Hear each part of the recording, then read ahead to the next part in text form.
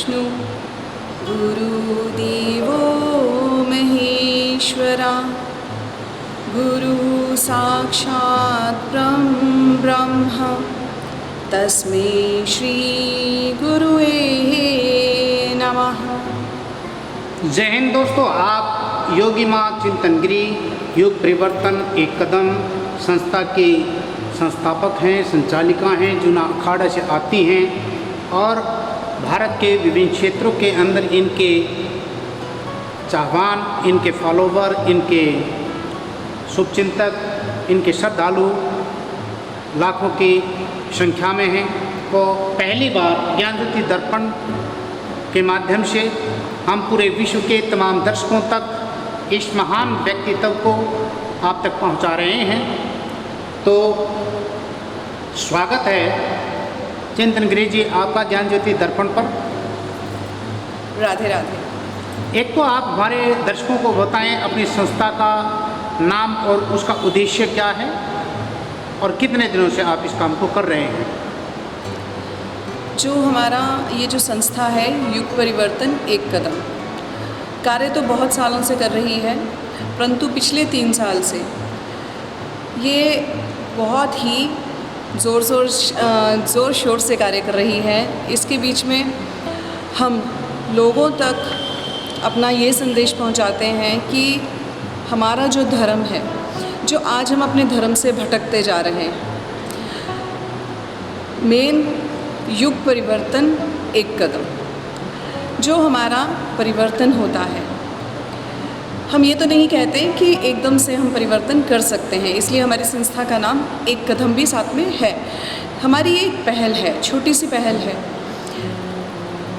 जो कि school colleges के बच्चों से ही हमने स्टार्ट करी थी।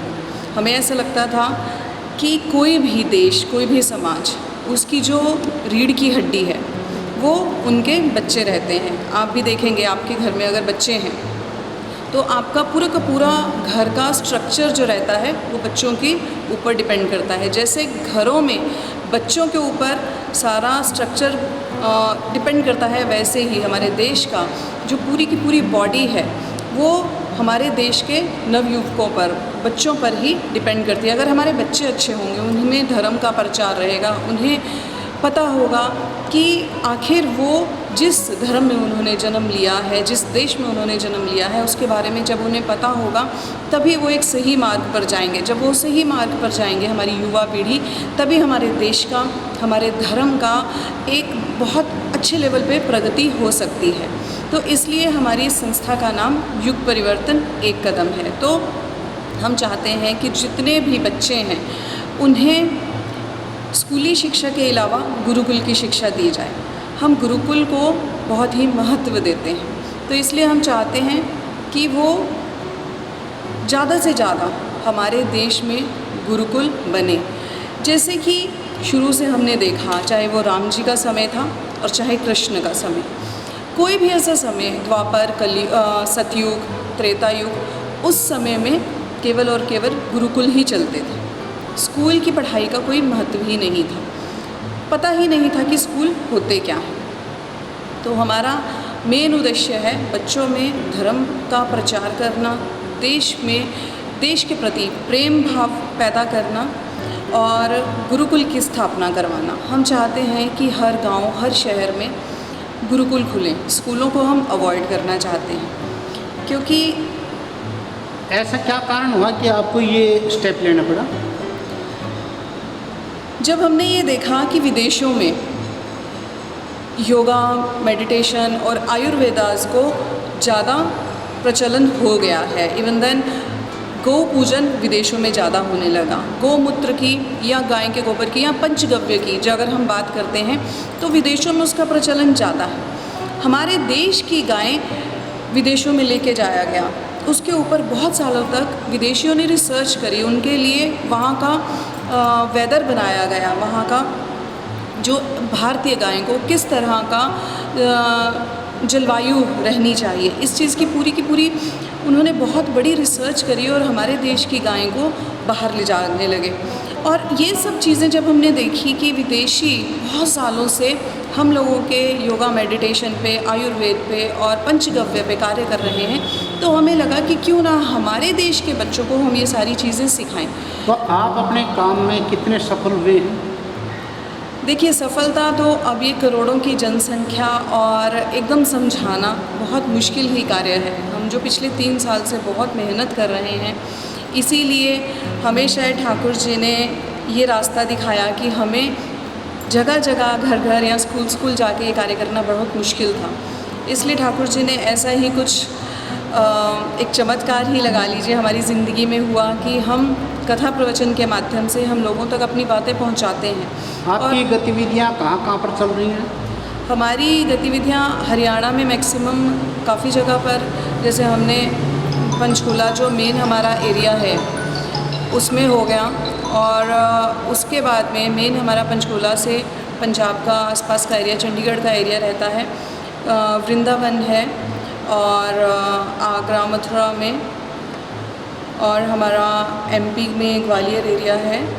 वहाँ की तरफ हमारे जो जितने भी संचालक हैं वो सारे कार्य कर रहे हैं। अभी हमारी राजस्थान में एक ब्रांच खुल रही है और दूसरी हम ज़ीरकपुर में 21 तारीख को एक और ब्रांच हमारी शुरू हो रही है। 21 तारीख को उसका उद्घाटन है। तो इसी ढंग से हमारे अलग अलग जगह पर कार्य चल रहे हैं। चलिए, बहुत अच्छा लगा आपसे बातचीत करके और काफ़ी पॉजिटिवली आप चल रहे हैं। एक दो पंक्ति के अंदर आप अंत में कोई संदेश हमारे दर्शकों तक देना चाहें तो वो? हाँ, हम बिल्कुल ये कहना चाहेंगे कि जो हर एक व्यक्ति, स्पेशली हर माँ का कर्तव्य है कि जब बच्चे पैदा होते हैं, जैसे कि हम बहुत ही पसंद करते हैं, जैसे मुस्लिम लगा लीजिए, इवन देन सिख धर्म को लगा लीजिए, यहाँ तक कि ईसाई धर्म भी, उनमें एक प्रचलन है कि जैसे मुस्लिम हैं उनको 5 समय की नमाज़ पढ़नी है। एक छोटा सा बच्चा जो कि अभी ढंग से बैठना भी नहीं सीखता है, उसको नमाज के लिए उस ढंग से बिठाया जाता है, नमाज की मुद्रा में बिठाया जाता है और 5 समय की नमाज कराई जाती है। गुरुद्वारे का प्रचलन है कि वो गुरुओं को फॉलो करते, अपने दसों गुरुओं को फॉलो करते हैं और उसके बाद में वो गुरुद्वारे जाते हैं, पगड़ी बांधते हैं और पूरा अपने धर्म का फॉलो करते हैं, अपने धर्म को। ईसाई भी ऐसे ही संडे के संडे अपने चर्च जाना उनके लिए बहुत ज़्यादा ज़रूरी होता है। परंतु हमारे हिंदू धर्म में बिल्कुल भी ये चीज़ें नहीं सिखाई जाती। तो हम चाहते हैं, जो हमारी पहल है, कि एक तो 2 समय अपने बच्चों को हनुमान चालीसा ज़रूर शुरू करवाएं। और ये नहीं कि घर में, जब एक बच्चा पैदा होता है तो 4-6 महीने का जब बच्चा होता है तो ज़रूर मंदिरों में लेके जाएं, उन्हें कीर्तन में उन्हें ज़रूर बिठाएं और गुड मॉर्निंग, हाय हेलो करने की बजाय राधे राधे, जय श्री राम, जय माता दी, जो भी आप जिन भी भगवान को मानते हैं आप वो करें। और जो हमारा एक हर मंदिर में ये चीज़ बहुत ज़्यादा ज़रूरी हो जानी चाहिए कि एक समय, जैसे सुबह 6 बजे या 7 बजे मंदिर में जो एक समय बांधा जाए, हनुमान चालीसा होगी और हमारे खासकर यंगस्टर जो हमारे बच्चे हैं वो जाएं और शाम को 6 या 7 बजे, जैसे भी आपको लगता है। तो हमें लगता है सुबह 7 बजे और शाम को 7 बजे का, ये 2 समय का हमें ऐसा समय रखना चाहिए कि हनुमान चालीसा के लिए ज़रूर मंदिरों में हमारे बच्चे जाएं। तो हमारा मेन उद्देश्य यही है कि हर हफ्ते या 5 समय के लिए तो हम नहीं कह सकते, परंतु दिन में 2 समय के लिए हमें 10 मिनट अपने भगवान को, अपने धर्म को देने चाहिए। इसीलिए तभी हम हिंदू एक हो पाएंगे, वरना हिंदुओं का खात्मा बहुत जल्दी होने वाला है, ये हम देख रहे हैं। बहुत बहुत शुक्रिया आपका, आपने हमारे दर्शकों के लिए अपना कीमती समय दिया। हम अपने दर्शकों को भी बता दें कि आज आपने योगी माँ चिंतनगिरी को सुना, आपको कैसा लगा आप अपने विचार कमेंट्स बॉक्स में ज़रूर लिखें। जय हिंद दोस्तों।